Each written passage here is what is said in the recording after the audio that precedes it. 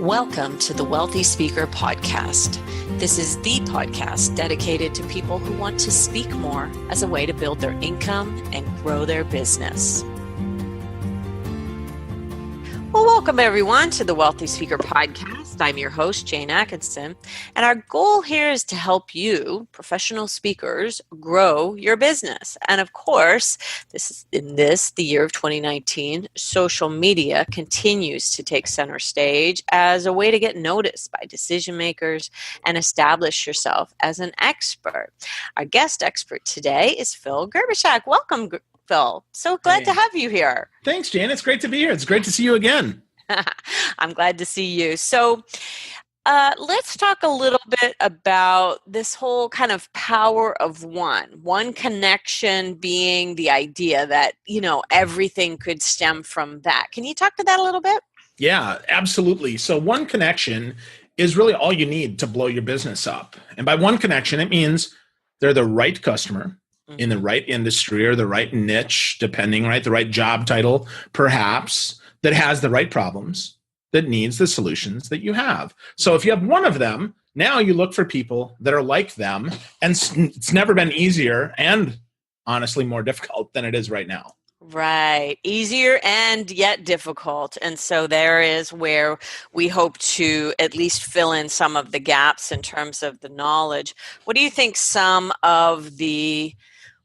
what do you hear the biggest complaint from people about social media?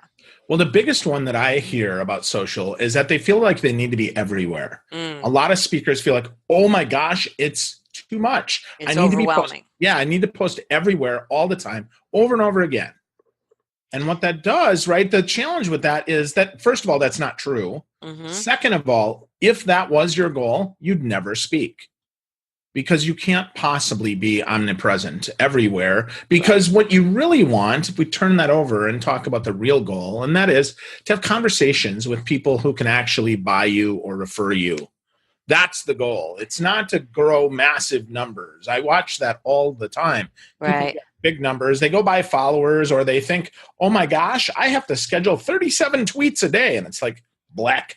Nobody thinks that's a good thing. I mean, no customer does. No buying decision is made because you are the loudest person on social media. It's because you're the most relevant and the most useful. When people say that social media takes up, it's such a time suck, don't you think that maybe it's because they're going down squirrel holes that aren't anything to do with business? Of course, right? How disciplined are you, I guess, is my question, or how disciplined are you teaching your clients to be? Yeah, well, that word is a big word. And I would back that up even further with, we have to think about who is our customer. That's really important, because if we're just firing shots out in the wind and we never use the customer's language, of course that's a waste of time. I mean, you wouldn't do that in person. You wouldn't walk up and say, hi, and then not say, hi, Jane. That just seems so obvious, and yet we don't do that on social because we don't know really who is listening. So we think, oh, well, let's be broad, and maybe because I don't know where the next referral is going to come from, so therefore I'm going to be broad. And that means we just post out in the wind. And then to your point, we do follow rabbit holes. So we have to be disciplined about who do we serve. And that's where I think, square one, getting back to our fundamental way of using social more effectively, is we have to identify who the heck those people are. If you don't know that you serve the HR vice president, if you don't know that you talk to CFOs, if you don't know that you talk to small business owners, well, it's going to be a long time on social media because they never think you're talking to them. They think you're always talking to somebody else. Right. So in kind of what you're saying, Phil, is that you have to pick a lane here too. Let's just talk channels because I do want to go back to the 3 parts that we're going to talk about in your digital sales blueprint. But let's talk about channels first. Would you prefer that people go deep into one or two, or what is your philosophy about that? Well, yes, deep into one or two, but one that you have to be on for everybody, unless you only sell direct to consumer and you're not really selling speaking services. If you're selling products only, So you need to be on this one. This is LinkedIn. Mm-hmm. LinkedIn is the right answer because LinkedIn has all the Fortune 500, all the Inc. 5000, pretty much everybody who is in a white collar job is on LinkedIn, which is all your decision makers. And the reason why is because LinkedIn makes 75% of its revenue from recruiting, which means the big companies have to be there, or they won't compete. They won't recruit. So, and by big, I don't even mean you don't even have to be Inc. 5000. You have to have, if you have more than 25 people, you probably have a company page on LinkedIn. If you have a company page, you can advertise on LinkedIn. Even if you're just a solopreneur, you can still sell on LinkedIn. And I shouldn't say on, I should really say with, because that's the truth. Nobody likes to be sold on social media. It's like, hey, Jane, you want to do business with me? Whoa, stop, back up, right? It's really, okay, well, I identified a need because I shared something or you shared something and I responded to a question because you said something. And now we dialogue. And of course, I mean, if I want you to fix my problems, I don't want you to do that in front of the world. I want you to do that privately. Right. So that's then the invitation. If you can show that you at least understand the problem, you can probably get a private conversation. So it's selling with social. So that's the first channel. And then, yes, go deep, pick another one. I'd tell you, Twitter and Snapchat probably aren't the right answers for you. Twitter is great, though, during conferences, during events that have hashtags. Right. It's fantastic. So you don't have to feel like you have to be there all the time. Okay. But it's almost like attending you attend the event right before you go on stage to get just a little bit more background about that event. Because otherwise, if you say something and you don't recognize that the previous speaker covered that too, you sound very out of touch. Right. So Twitter's that way. And then I would tell you pick Facebook or Instagram. Okay. Simply because, and then go deep. But at the same time, you can use all of them for research. One of the things that speakers don't do is they don't prospect. Right. Because it takes so much time, right? And it's true. I think the people who are really taking the time to get to know their customers and doing the deep dives on prospecting are the ones that are having the success. But it takes so much time. Even, when you find out when a conference is and then you find out who the coordinator is, well, now you're saying, okay, now let's go over to LinkedIn and really start to check them out thoroughly. Maybe let's look at their Instagram feed and see what's over there. Perhaps I look at their Pinterest page to find out what they're interested in. Like, geez, Phil, that's going to take a long time. Maybe, but probably not. Because here's the thing. They're not going to be active everywhere just like you're not. So I look at your Pinterest page and I see you haven't posted anything in 9 months. Okay. Full stop. You don't have to do any more. I mean, sure. If you see that they posted a picture of their kids, absolutely make a note. They have 3 kids. Right. For sure. That's common sense, right? I would do that. Like if we're having a conversation, I'm not just filtering out that which I think is immediately relevant. I'm paying attention, but then really they're going to pick 1 or 2 as well. And again, the reason for LinkedIn, not just because everybody's there, but because once you connect to someone, you get their email address. Maybe you get their phone number. And you get to see what they post. Because there's no way to be in private mode with your first level connections on LinkedIn. It's the only network that's like that. There's no way to set a list up and say, I'm going to post only to my friends and not to my business connections. Everything on LinkedIn is either on or off. So the sooner you can get on the inside, the better you can be. Now, the cool thing is, though, if you pay attention, again, you look at their username and you look at that email address, even if it's a Gmail address and not their work address, they probably use that on every other platform too. So now you can use that and you can use a tool like Nimble, which is a wonderful social CRM, to discover some of those so they bubble up, or a social 360 or something like that, that then bubbles up the social so you can just quickly click it and be transported there. You take a quick look. And again, most people don't post every day or even every week.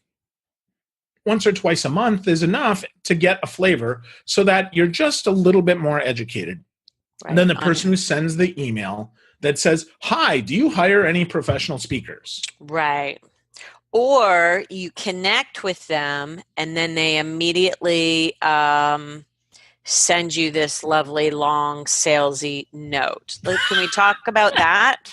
Absolutely. I see a lot of speakers do this, and I see a lot of other people on LinkedIn do this. Typically, sadly, they're trying to sell you prospecting services on LinkedIn. That's the funny thing to me is like, great irony. yes. I mean, really, if you don't like to be sold that way, right, chances are your buyers don't like to buy that way. Right. So that's horrible. Don't automate any of that stuff. In fact, not only should you not, just because Phil says so, but because it's against LinkedIn's terms of service. Any of those automated tools that help you grow your network beyond what you could naturally is illegal. It's against the rules. And LinkedIn could take your whole account down, or worse. Here's what's worse than that is they hide your account and they put it in private mode so that even if people are connected to you, they don't see any updates and your profile never updates and you don't know it because, of course, you don't go look at your own profile. Wow. Okay, so that's a little eye opener there. You've talked about a few things so far. I want to make sure we get in the show notes the idea of nimble, and then I also want to get into the show notes. Maybe a place, Phil, maybe you could share a link with instructions on how to check whether or not you've been relegated to this place. Well, just ask your friends. Oh, Just have a buddy, right? Like I would say, if I'm concerned, did you see that thing I did today? Yeah. Right. Okay. That'll help you. Okay. Mm-hmm. Yep. Or I don't get any likes or any comments ever on anything I do. Of course. If you're getting crickets on every single post, then obviously something is wrong. Right. And if that's normal for you, then something else is wrong. Yeah. Then you need probably more help than just this. We have a deeper problem at stake here. Okay. Right. All right. So the digital sales blueprint. First, let's talk a little bit more about identifying. I think we can all imagine who the decision maker might be. We should probably have an idea of our avatar. Do you want to say just a little bit more about that? Sure. Well, not only our avatar, but also the company, because no longer do we have single decision maker points. Right. You have to remember, it's not just one person. So you need to find those multiple paths in. You need to find multiple people. If you're a salesperson, this means you're account-based selling, which means you have, if there's a company of 1,000 people, there's probably 10 people now that are making the decision instead of just one, which means any path in is a good path to understand what the heck the organization is really about and to then ask for an introduction. Because cold outreach is overrated. It's very hard. It's hard to break through the noise. But I can tell you what, if you find a one person on LinkedIn in a company that you want to work with that's super active, and you communicate with them, you're nice to them, and not in a smarmy way, not in a manipulative way, but in a genuine way, like, that's really interesting, that thing that your company did. Right. Pretty cool that you posted about that. It must be great to work at a company that's this good. Because frankly, I mean, I want to speak at companies that are actually making a difference. I don't want to go speak at, at the crappy ones where everybody hates to work and they're forced to show up to my event. I mean, that's no fun. So they're probably recognized somewhere somehow, or maybe an employee recognizes them some way somehow as a nice place to work. So have a conversation with that. But that's the identifying. You can certainly identify based on the industry. You can identify based on the job title. You can identify based on the geographic location. If you're speaking in Charlotte, North Carolina tomorrow, you should find other companies in Charlotte, North Carolina, perhaps, that you could also speak at and serve. Right. Or at least have a cup of coffee with, because you're already there. Like, take advantage of this. The whole fly in and fly out. I mean, yeah, okay, if you're a $50,000 speaker, fantastic. You don't need to do that. But for the rest of us, I mean, we need to take advantage of every shot we get. And frankly, I know there's 100 companies in Charlotte that I'd love to do business with. So I should be finding out, again, who do I know the most? That's that identification. And what a great reason to reach out. Hey, I'm going to be in your backyard and I might be able to save you a little bit of money. Could we get a conversation going about this? And I think that when somebody reaches out to you in a meaningful way with something you're genuinely interested in, then that's a beautiful thing. It's very, very nice when that works out. Okay, so identifying who your perfect a lot of people, I don't know if they really know where to start in a company that is large. You've been brought into various divisions of these companies, and it's hard to know if you're starting cold, where to even begin. What do you suggest on that? Well, first, if you're starting totally cold, you're at a huge disadvantage. I would tell you instead, again, find any path in. Okay. Any path. It doesn't matter. And of course, you may not know, but if you make a friend, they're going to try to help you.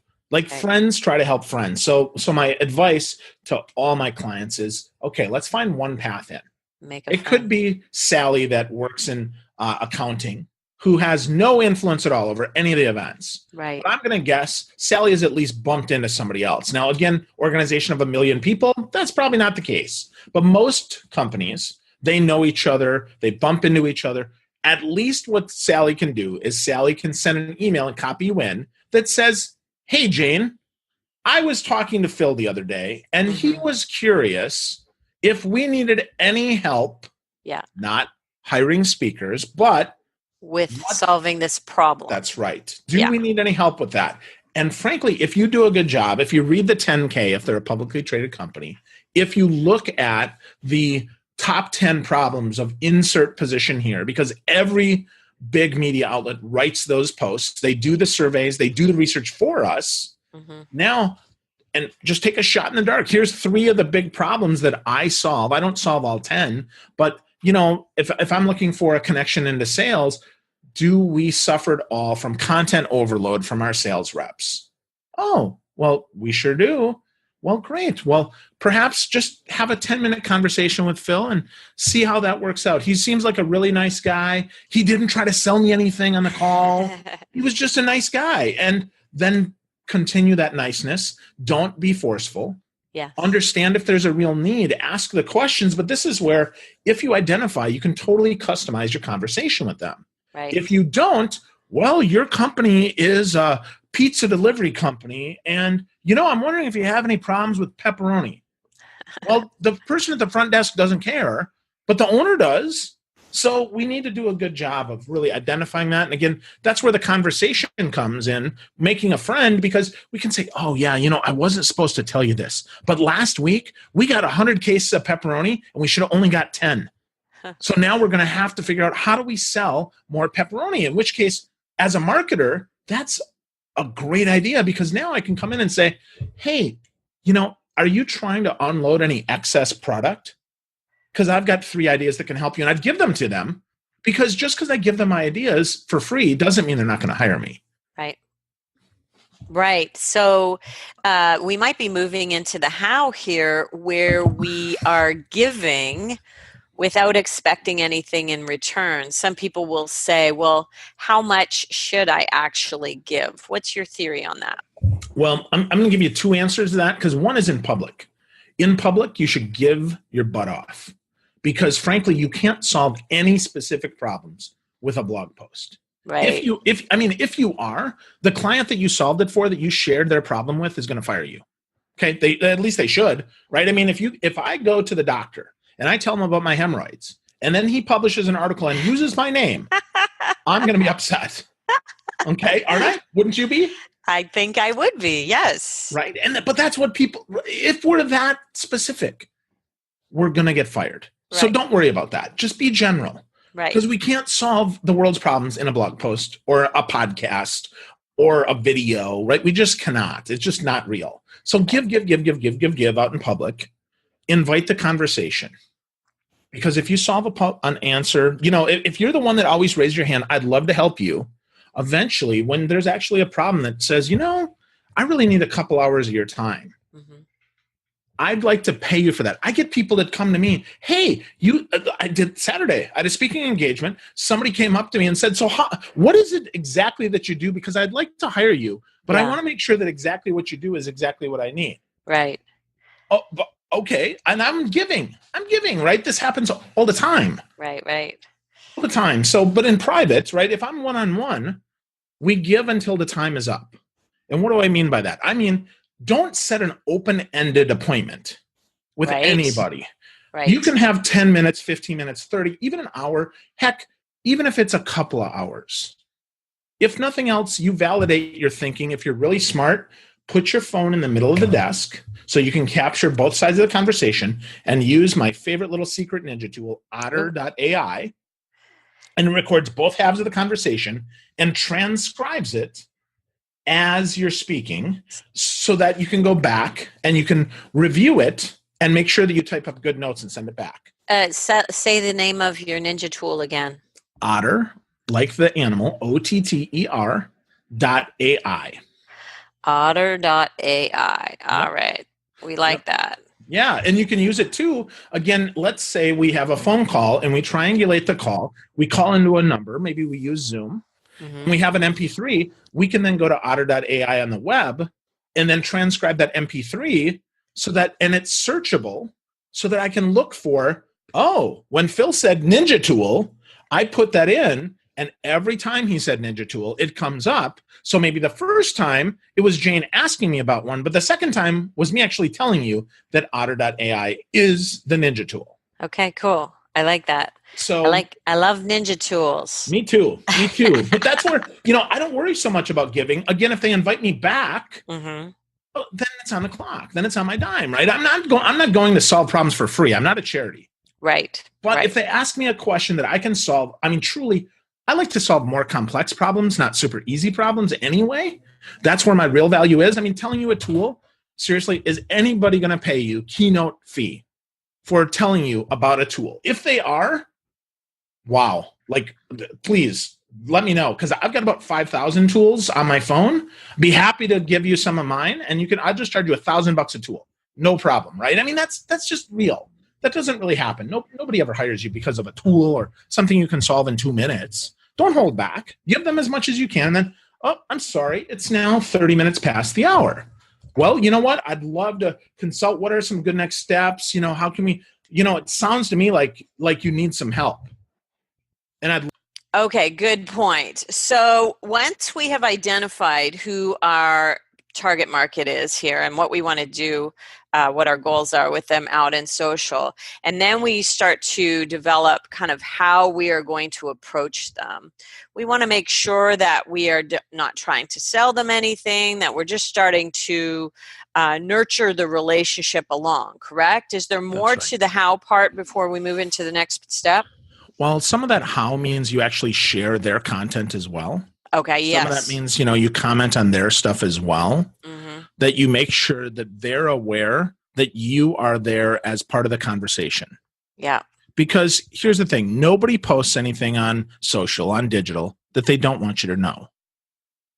If they did, they wouldn't post it. Right, of course. Well, that seems obvious, but I would keep saying, well, I noticed what this person did and I mentioned it. Isn't that stalking? No, they specifically put it out there. Yeah. Now, if you hack their account and you log into their iCloud and you see their naked selfies, well, that's a problem. Don't do that. That is stalking. That is stalking. That's right. And you should go to jail for that. But for commenting on what is already in the public, that's such common sense that if you ignore it, it's like they're thinking to themselves, I already told you this. Why the heck would you ask this? Come on. That's the old way, pretending like you didn't know. Oh, what a surprise. No, get real. They are doing their homework on you. You better do it on them. Right. Okay. So you want to be kind of you want to be around them enough to be on their radar. Oh, so-and-so always comments. I love that. And, people like to get likes and comments on their stuff because that gives them that little dose of dopamine, does it not? That's right. And few people do that. Less than 1% of people like, comment, and share. Less than 1%, even as speakers.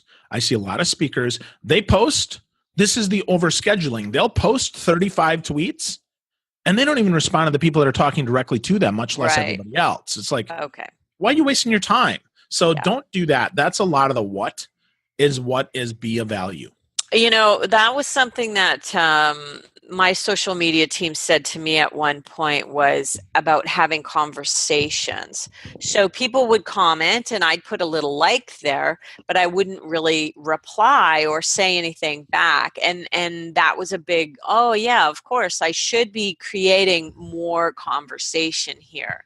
And so I think that liking is not enough, right? Well, when somebody responds to you. Absolutely. Not only is liking not enough, but Twitter actually is doing away with the like within the next couple of months. So by the time you hear this, depending on what it is, there may no longer be a Twitter like button. That's already in beta. Really? It's already rolled out because people do just that. And then you're like, oh, what? Oh, Jane was interested. When in reality, somebody sets up an IFTTT or a Zapier thing that says every time Jane posts to Twitter, go ahead and automatically like it. Oh, I see. Okay. So they said, forget it. They said, forget it. Engage or not. Yeah, engage or die, right? Have a conversation or just go away. Okay. Fair enough. So we delved a little bit into the how. Let's start. So we've got identify, how, and then what is the third one? Yeah, what is the third one? That's correct. Who's on first? What is the third one? Okay. That's right. Yeah. So what really is the third one? It's like, what do you post? What do you share? What do you do? Okay. So let's just talk about what we share, because that's the thing that people can understand. And that is, first of all, share your brilliance as much as you can, more than you share other stuff. And that means you have to create something.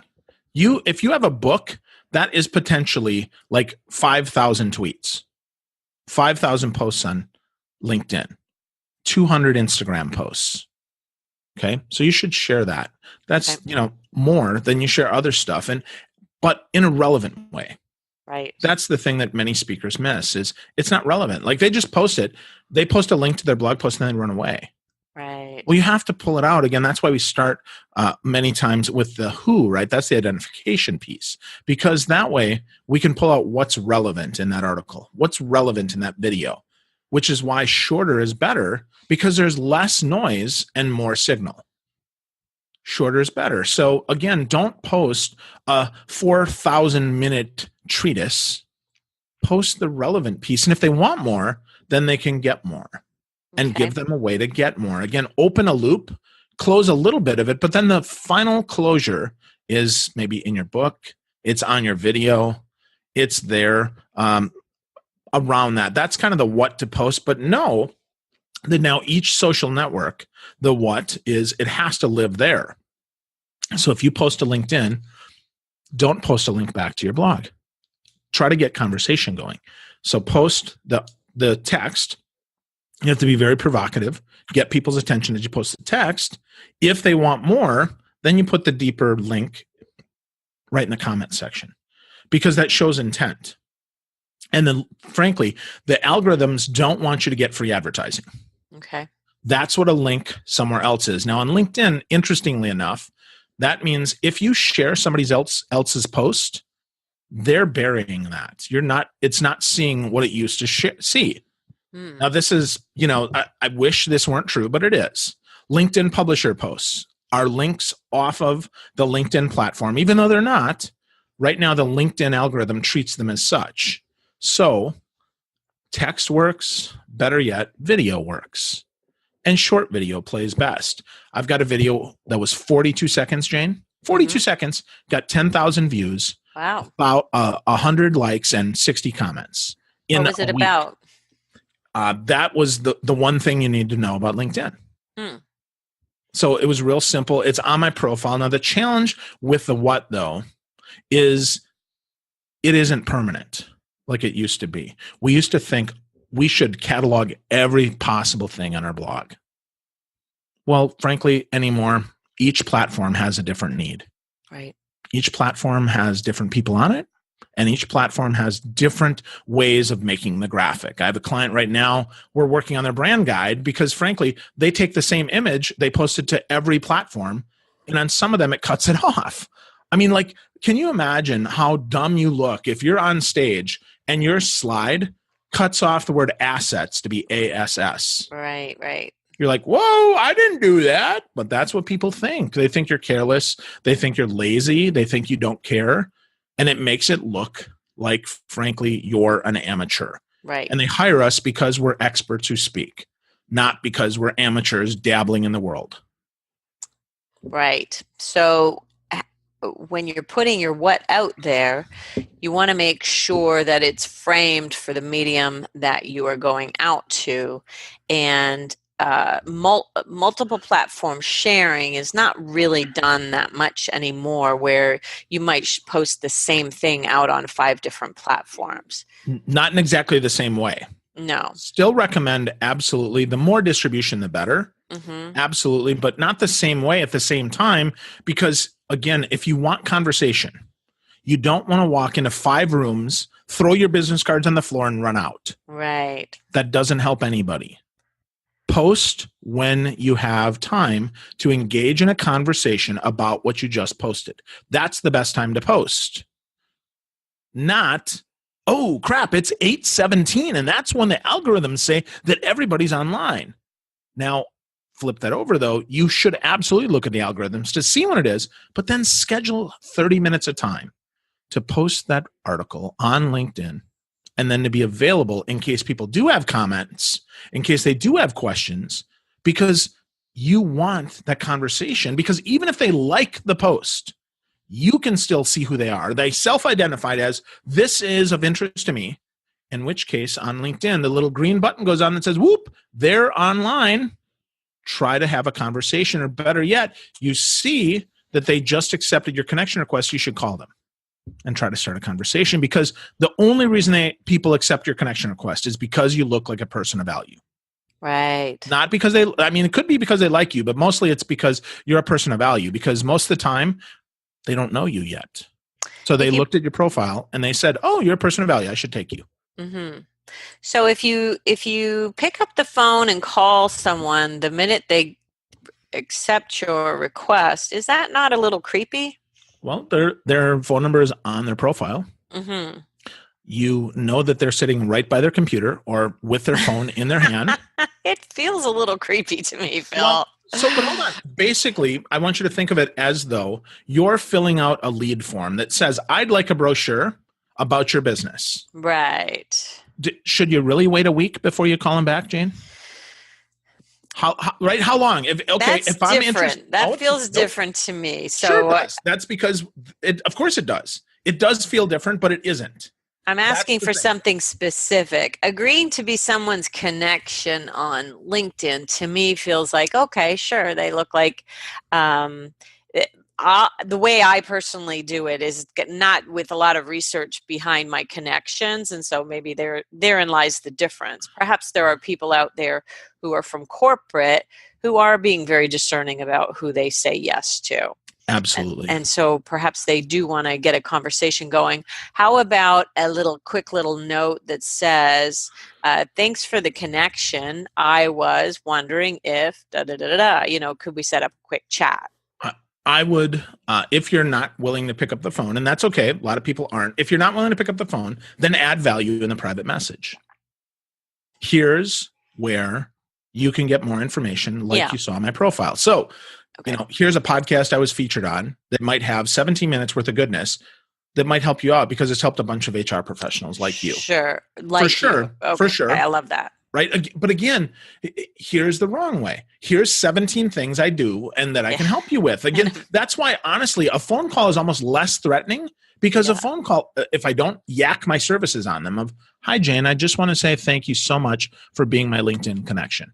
And I just wanted to see, is there anything I can help you with right now? All right. I'm going to do some research on that before we meet in Florida, Phil, because I want to know whether or not anybody else thinks that's creepy. So thank you so much. This was like really the identify, the how, the what. One of the real ding, ding, dings, let's make sure that it gets into the notes, Monica, is about hiring.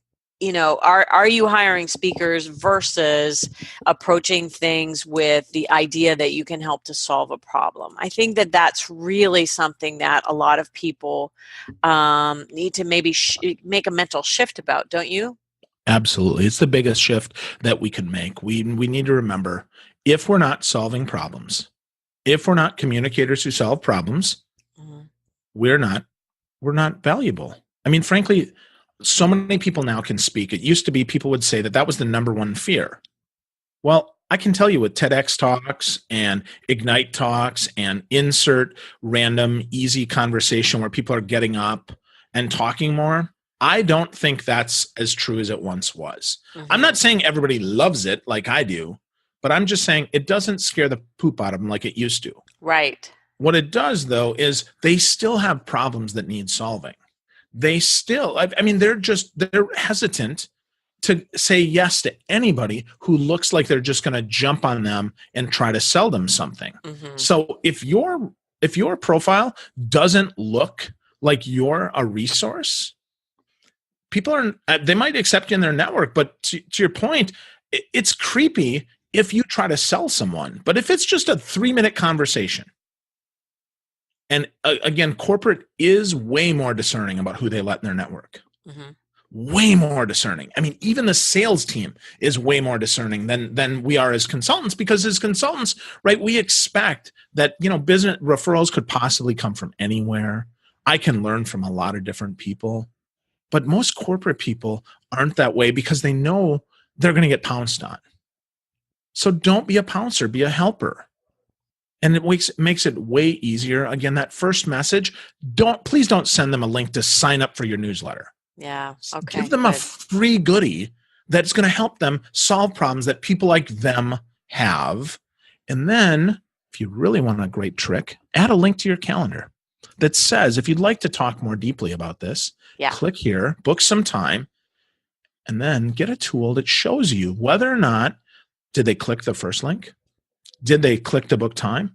Did they actually book time? Are you following up with them? Right, then you need a system for how to do that.